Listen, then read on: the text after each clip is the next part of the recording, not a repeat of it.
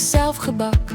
Dit was 'n baie bietjie fancy, maar was vir ons wou hê 'n Franse troukoektoring met poffietjies, appelkoesies en my suikerblomme ook. Hulle noem dit der krok en bush.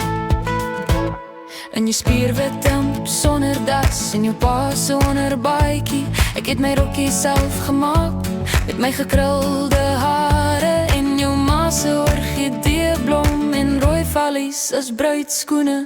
Op hierdie kakkel sy kant is die kos warm gehou. Beeshaas met pepersous, gebakte aardappels en groente ook. Vrugte, kaas en allerlei ander soort, net 7 mense kon het bywoon.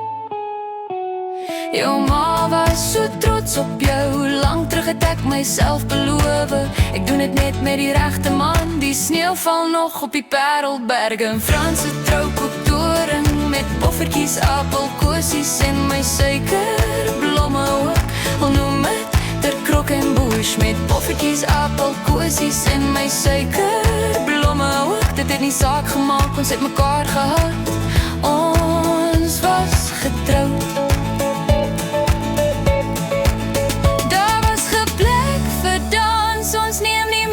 Stap die grondpad op.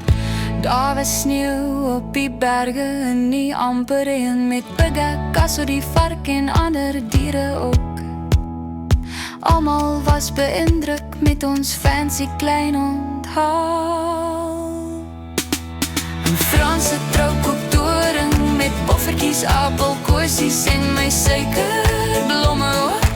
Al noem dit der krok en bush met poffertjies, appelkoesies en my suikerblomme ook. Dit het nie saak gemaak, ons het mekaar gehad, ons was getroud.